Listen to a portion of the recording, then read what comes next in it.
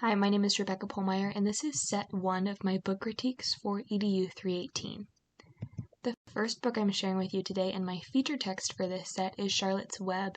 It's really interesting because I've seen the Charlotte's Web movie quite frequently, but I'm not as familiar with the book. I haven't read it in a very long time, so it was really nice getting to reread it, especially now that I'm older and getting to appreciate some of those more detailed things in the Charlotte's Web book. The author is E.B. White and the illustrator is Garth Williams. Charlotte's Web is a modern fantasy book with a reading level of 8 to 12 years. The story is about a pig named Wilbur and his friendship that he develops with Charlotte, a spider, as Charlotte works to save Wilbur from the slaughterhouse and becoming Christmas dinner. She does this by spinning words about Wilbur into her spiderwebs. Throughout the town, talk spreads that miracles are happening on the farm, and eventually Wilbur is saved.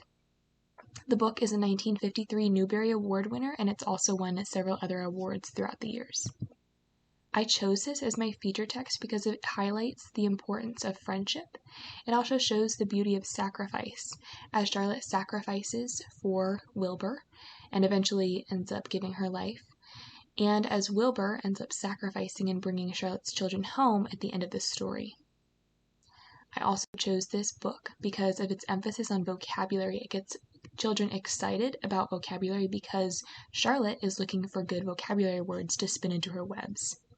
I think it's also an amazing transition book for students that are starting to come out of those lower leveled readers into more chapter books, more the classic books. This is that good in-between transition introduction book for that period of development.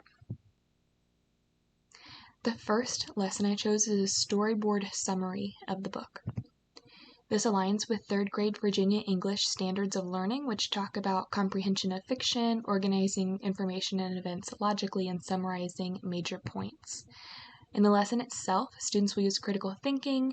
They'll summarize Charlotte's Web in 3 parts, focusing on a beginning, middle, and end, and then they will creatively create a storyboard, a digital comic strip, 3-board comic strip that will match their summary. Here's my example, my artifact. As you can see, Charlotte's Web summary is in the beginning, middle, and end format at the bottom. And then the 3-frame storyboard, which I created using a digital comic strip creation tool, is at the top. So students will be able to work on their writing skills as well as their creative digital design skills. 2 websites that you can use for this digital storyboard comic strip work is Pixton.com and StoryboardThat.com. My second lesson is a science lesson about spiders. I call it Spider Exploration.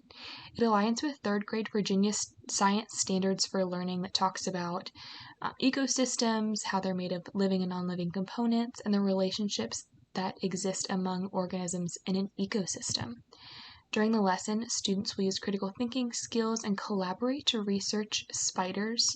Some specifics that they will be researching is their diets, their life cycle, habitats, species types, and then anything else that they think would be interesting.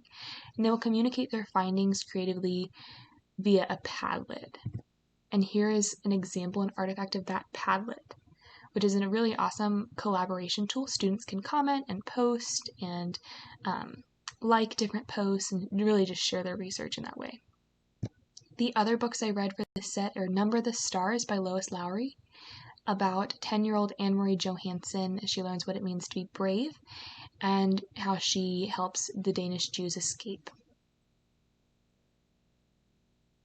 40 Acres and Maybe a Mule by Harriette Gillem Robinet is a Scott Odell Award winner, and it tells about 12-year-old Pascal City as he escapes slavery and as he discovers what it means to be really free.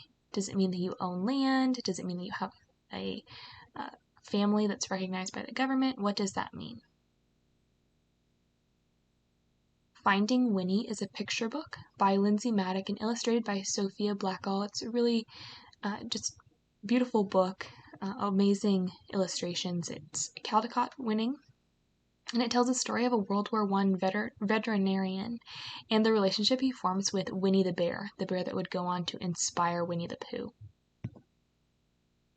The final book for this set is The Man Who Walked Between the Towers. It's written and illustrated by Mordicai Gerstein, and it tells the story of the man who literally walked between the towers. He tight-roped in between the World Trade Center towers. And that won a 2004 Caldecott medal, along with, as you can see, several other medals.